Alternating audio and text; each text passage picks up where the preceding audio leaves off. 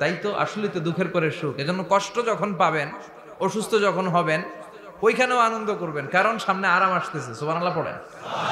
মুমিনের হারাবার কিছু নাই, দুঃখ পাওয়ার কিছু নাই। তার রোগের মাধ্যমে তার গুনাহ ঝরে যায়, সে আল্লাহর কাছে প্রিয় হয়ে ওঠে। তা আমাদেরকে কেউ হারাইতে পারে? কথা বলেন, আমাদের কেউ ভয় দেখাইতে পারে?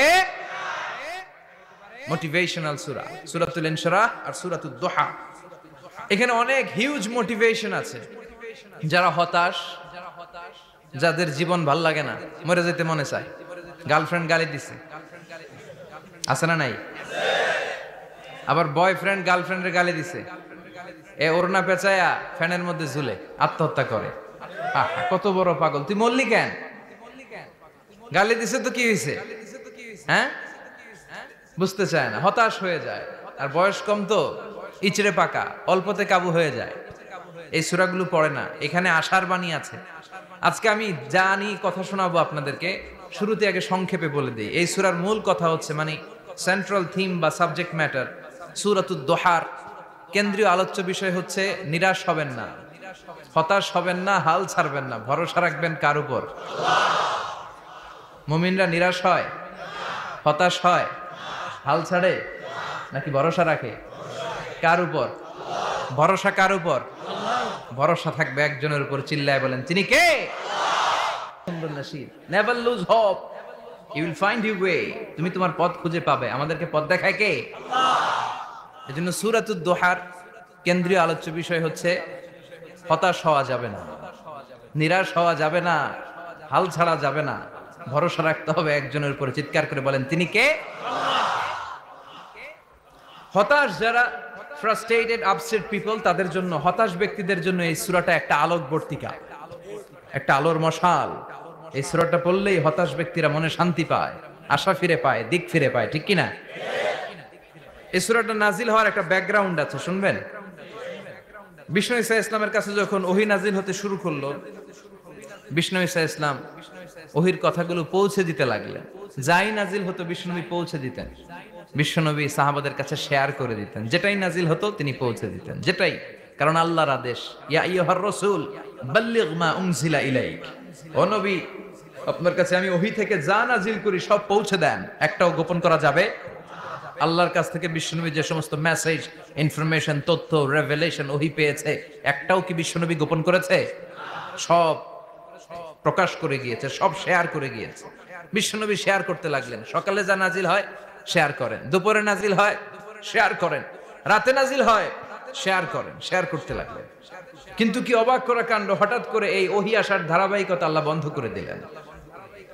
ওহী আর আসে না, আকাশ থেকে নতুন তথ্য আর নামে না।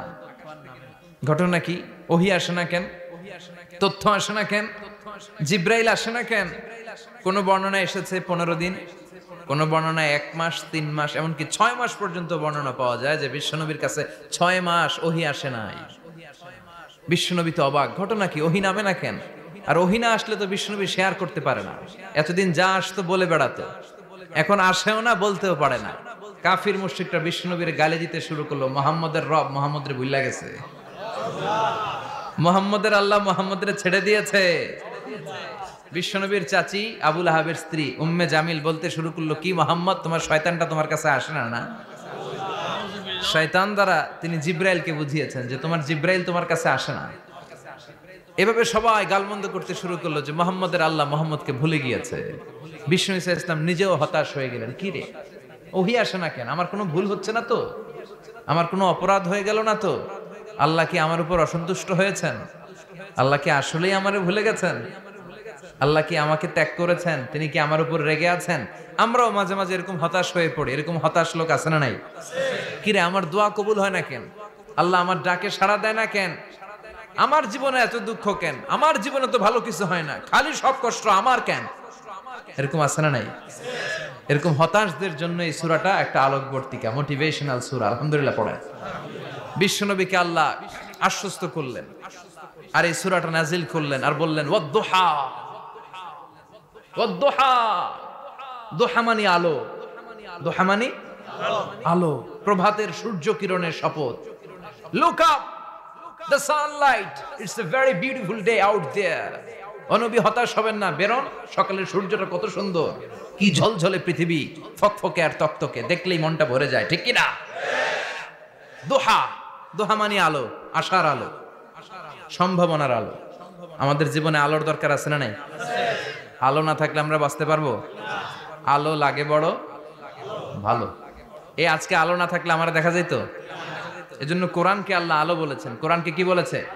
কিতাবুন আনজালনাহু ইলাইকা লিতুখরিজান নাসা মিনাল যুলুমাতি ইলান নূর। Muhammad, I've revealed this holy Quran unto you to lead the mankind out of darkness into the light.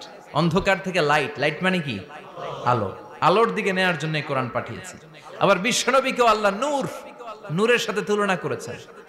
আবার বিশ্বনবী আল্লাহর কাছে নূর চাইতেন, বলতেন আল্লাহ আমার ডানে আলো দাও, আমার বায়ে আলো দাও, আমার সামনে আলো দাও, পিছনে আলো দাও, উপরে আলো দাও, নিচে আলো দাও, আমার দেহে আলো দাও, আমার মাংসপেশির ভিতরে আলো দাও, আমার হাড্ডির ভিতরে আলো দাও, আমার জন্য তুমি আলো দাও। পড়েন আমিন। এজন্য আলো ছাড়া বেঁচে থাকা অসম্ভব। আল্লাহ তাআলা আলোর নামে সূরা দিলেন, সূরাতুদ দোহা, প্রভাতের আলো, প্রভাতের সূর্য কিরণের শপথ, আলোর শপথ। সুবহানাল্লাহ পড়েন। এরপর আল্লাহ বললেন ওয়াল লাইলি ইযা সাজা, আলোর শপথ, সকালের, সকালবেলার সূর্য কিরণের শপথ। দ্বিতীয় আয়াতে আল্লাহ বললেন রাত্রিবেলার শপথ, যখন রাত্রিটা নিঝুম হয়, হয় নিস্তব্ধ, নিঝুম আর নিস্তব্ধ রাতের শপথ। তাহলে আল্লাহ আলোর কসম কাটলেন, তারপরে অন্ধকারের কসম কাটলেন, ঠিক কিনা? আলো দ্বারা মূলত আল্লাহ তাআলা ওহির আগমনকে বুঝিয়েছে, আর অন্ধকার দ্বারা আল্লাহ তাআলা ওহির অনুপস্থিতি বুঝিয়েছে।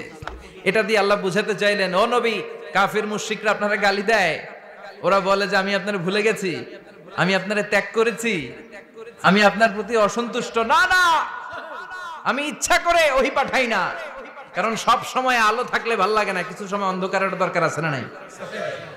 বুঝে শুনে উত্তর দিয়ে। 24 ঘন্টা আলো, 365 দিন খালি আলো আলো আরো আলো। যদি সূর্যের আলো সব সময় থাকে 365 দিন, ভাল লাগবে? রাতে ঘুমাবেন কেমনে? আবার সব সময় ঘুটঘুটে অন্ধকার, আলো নাই, ভাল লাগে? ক্ষেত খামারে চাষ করা লাগবে না, বাজারে যাওয়া লাগবে না। তার মানে আলোরও দরকার আছে, অন্ধকারেরও দরকার আছে। এটা দিয়ে আল্লাহ বুঝাতে চাইলেন, নবী, ওহি নাজিল করার জন্য দরকার আছে, মাঝে মাঝে ওহি বন্ধ রাখা আপনার বিশ্রাম দেওয়ারও দরকার আছে। চিৎকার করে পড়েন আল্লাহু আকবার। এজন্য আল্লাহ বললেন ওয়াদ-দুহা ওয়াল লাইলি ইযা সাজা মা ওয়াদ্দা'আকা রাব্বুকা ওয়া মা ক্বালা ওয়ালাল আখিরাতু খায়রুল লাকা মিনাল উলা। সুবহানাল্লাহ পড়েন। ও নবী, প্রভাতের সূর্য কিরণের শপথ, নিঝুম নিস্তব্ধ রাত্রিবেলার শপথ, আলো আর অন্ধকারের শপথ করে আমি বললাম, আপনার প্রভু আপনারে ভুলে যায় নাই, আপনার উপর অসন্তুষ্ট হয় নাই। আমি আল্লাহ ইচ্ছা করে ওহি বন্ধ রেখেছি, কারণ ওহির একটা পাওয়ার আছে, বারবার ওহি রিসিভ করলে আপনার স্নায়ু এটা সহ্য করতে পারবে না, আপনার দেহ এটারে বরদাস্ত করতে পারবে না। নবী, আমি আপনার প্রতি এত রহম দিল, এত ভালোবাসি, বারবার ওহি নিতে নিতে আপনার যে কষ্ট হয়, এই কষ্টটা আমার আল্লাহর সহ্য হয় না। এজন্য আমি আল্লাহ ইচ্ছা করে কিছুদিন ওহি বন্ধ রাখছি। সুবহানাল্লাহ পড়েন। তার মানে এই নয় যে আমি আপনারে ভুলে গিয়েছি, আমি আপনারে ছেড়ে দিয়েছি। আরে নবী, আমি তো আমার নামের সাথে আপনার নামকে জুড়ে দিয়েছি। লা ইলাহা ইল্লাল্লাহ মুহাম্মাদুর, যেখানে আমার আল্লাহর নাম সেখানে বিশ্ব নবীর নাম আছে না নাই? আজান যখন দেই আল্লাহু আকবারের পরে বিশ্ব নবীর নাম আছে না নাই? একামতে আছে না নাই? আবার আল্লাহর জন্য যখন সালাত আদায় করি, শেষ বৈঠকে বিশ্ব নবীর উপর দুরূদ আছে না নাই? রাফা'না লাকা যিকরাক, ও নবী, আপনার নামকে আমি অনেক উপরে তুলে ধরেছি। আমার নাম যেখানে, আপনার নাম ওইখানে, গোটা বিশ্বব্যাপী আপনার নাম ছড়ায় যাবে। ওরা আপনারে গালি দেয় কবি বলে, ওরা গালি দেয় গণক বলে, ওরা বলে আপনি আবতার, লেস কাটা। আসলে যারা আপনারে গালি দেয় ওরাই লেস কাটা। ওরা আপনারে বলে আপনি নির্বংশ, আপনার ছেলেগুলো বেঁচে নাই, মেয়ে বেঁচে আছে, আপনার নাম নেয়ার কেউ থাকবে না। ওই আবু জাহেল, উতবা, সাইবা, ওদের নাম নেয়ার কেউ থাকবে না। আপনি লেসকাটা নন, আপনি নির্বংশ নন। ইন্না শানিয়াকা, চিল্লায় বলেন ইন্না শানিয়াকা। যারা আপনারা গালি দেয়, যারা আপনারা নিয়ে কটু কথা বলে ওরাই লেস কাটা, ওরাই নির্বংশ, ওদের বংশকে আমি আল্লাহই নির্বংশ করে ছাড়ি। চিল্লায় বলেন ঠিক কিনা? ও নবী, মা ওয়াদ্দাআকা রাব্বুকা ওয়া মা ক্বালা, আপনার রব আপনারে পরিত্যাগ করে নাই, আপনারে ভুলে যায় নাই, আপনারে ছেড়ে দেয় নাই। আপনার রব ইচ্ছা করেই ওহী নাজিল বন্ধ করে রেখেছে।